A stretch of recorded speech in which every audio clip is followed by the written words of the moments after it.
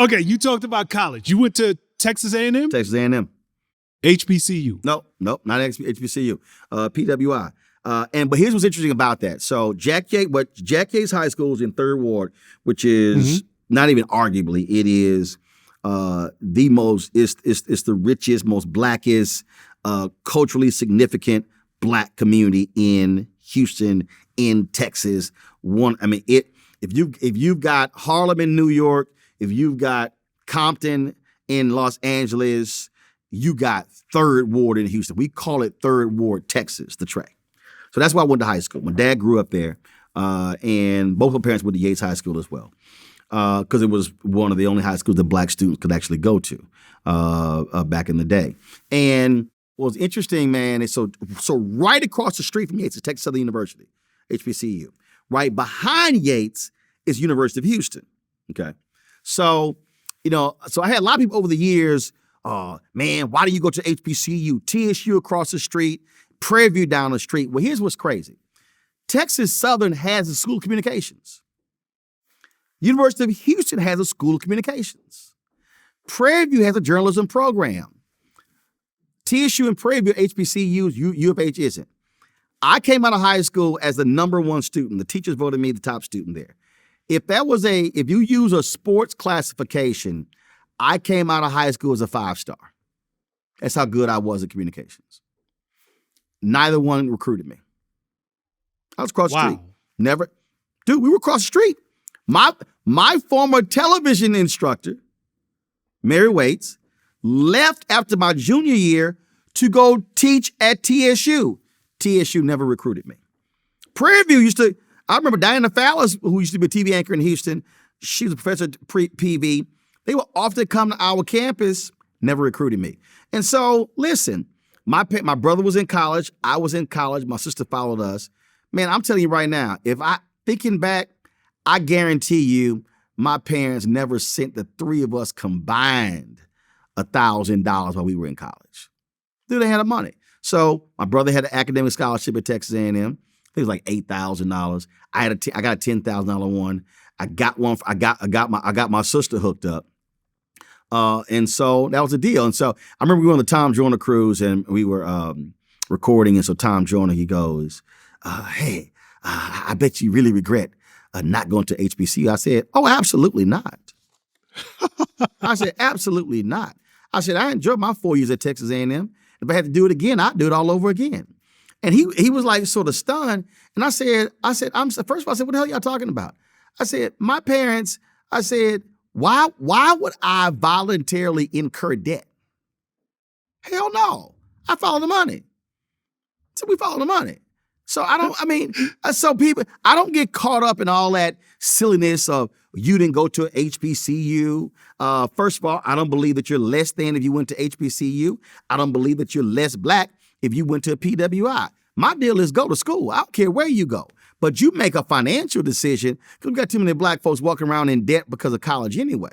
So, and it was a brother I was talking to. He was on the board of trustees of HBCU. And he was real, but he went to a PWI. He was real cognizant. He was like, well, I don't really want to push too hard because, I didn't go to an HBCU. I said, is the HBCU getting your damn money? I said, well, then you can offer your damn opinion. I said, what the hell are you scared of? Man, I ain't got no problem wearing my Texas A&M gear. I don't care what they think. I wear my Texas A&M gear to a HBCU. I don't care. That's where I went to college. I'm not offended by it. Is it perfect? No. Do I kick their ass on some stuff? Absolutely. But I don't care. So I tell folk, in fact, first of all, you got to remember, there are 230,000 students who go to the nation's 107 HBCUs.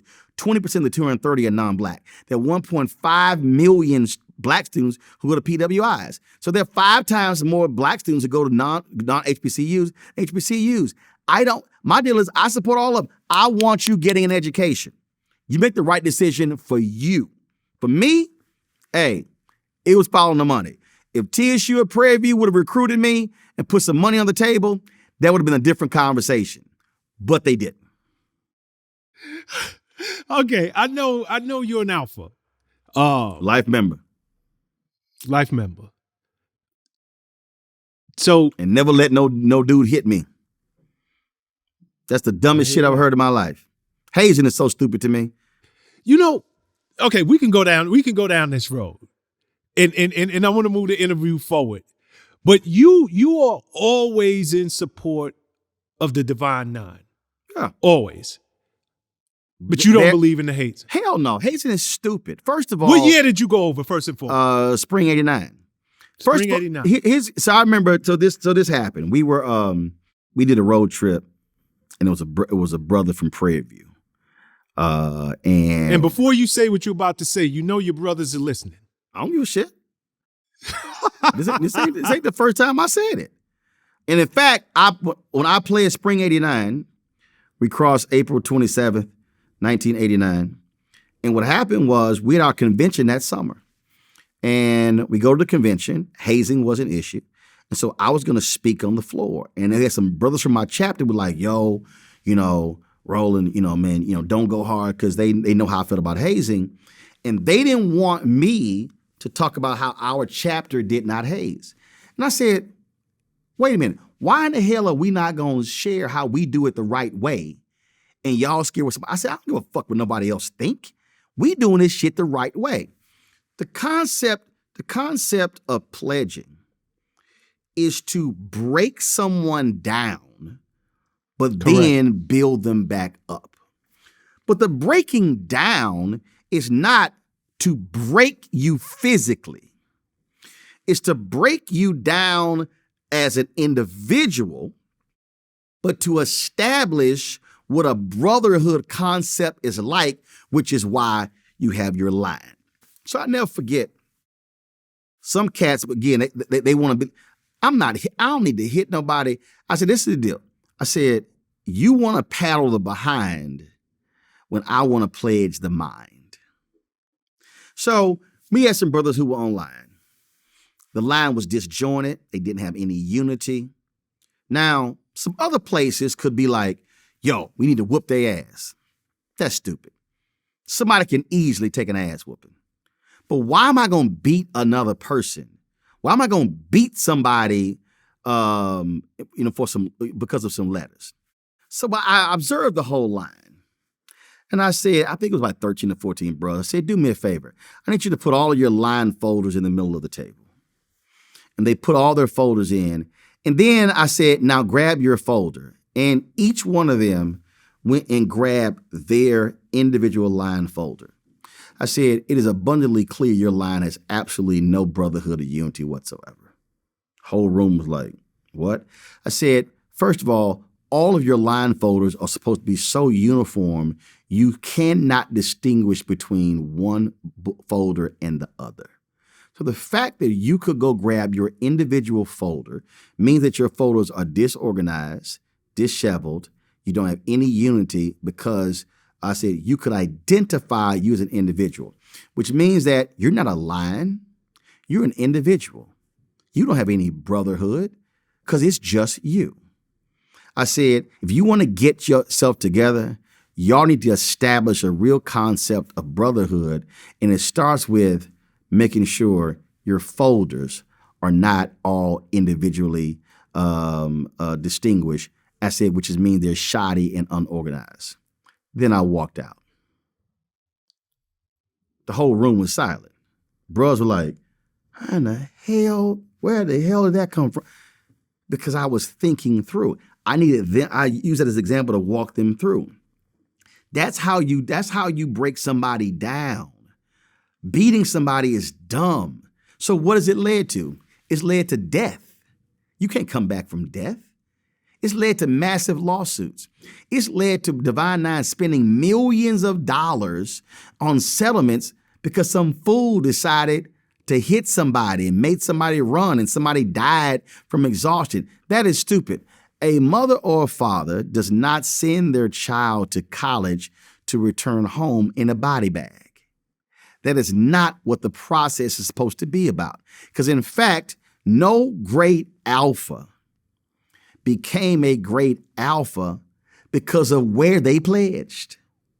No great alpha became a great alpha because of where they went to college.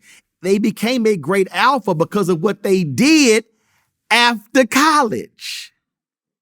So why am I going to sit here and physically, mentally, emotionally harm somebody and break them to the point where they hate what they wanted to join? That to me is idiotic. And so I remember we did a road trip, and it was a brother from Prairie View.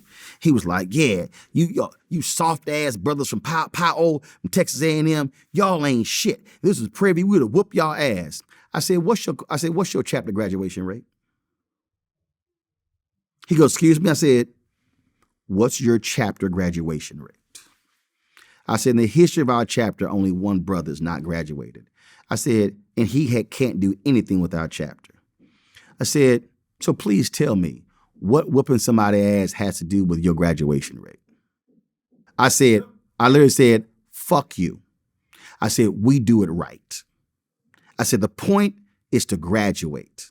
The point is to go do great things after graduation.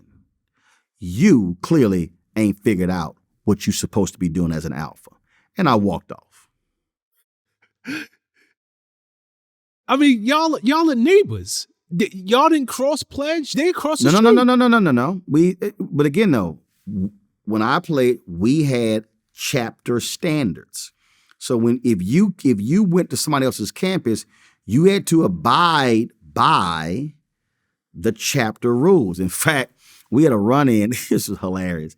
Man, it was like a Sunday morning. It's like 8 o'clock in the morning. We in the library, and we tired as hell. We walking through, and so we go by this table, and this guy goes, Sphinxman. We turn around, and we don't know who this dude is. We don't know who the hell this dude is. He was like, he ain't got no alpha paraphernalia, nothing.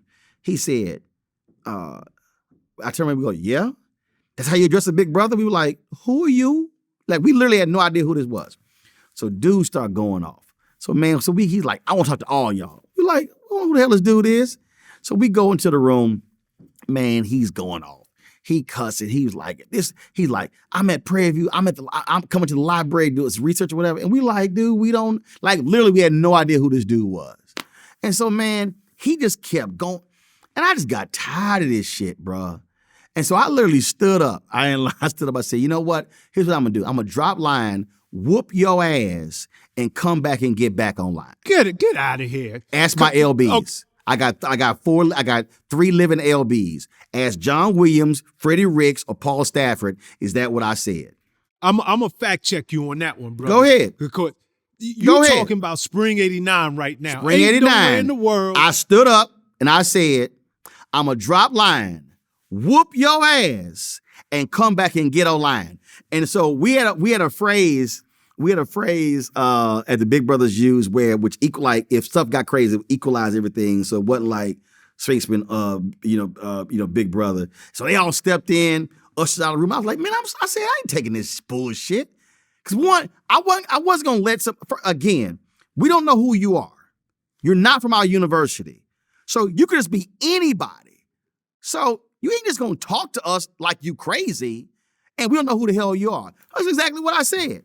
You can ask John Williams, who was number 2, Freddie Ricks, who was number 4, and Paul Stafford was number 5. Our number 1, Kevin Phillip Roberts, died 10 years after we pledged on a plane crash. He was the first black drum major, Texas A&M history. Kevin died. You can ask them 3. It's exactly what I said to homeboy. And so that was the deal. Like, we were just, and again, here's the thing I need people to understand, and this is where I stand. I don't care. You're still dealing with young men. You're not dealing with children. I don't understand people who pledge grad chapter and they letting somebody whoop their ass. I ain't gonna be no. Listen, if my daddy found out that I let some dudes my age whoop my ass over some letters, he would whoop my ass. And that wasn't gonna happen.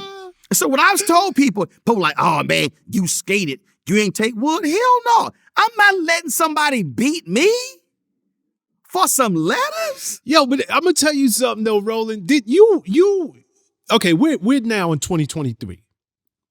This is, and I do want to move this interview forward, but this is commonplace. Your train of thought.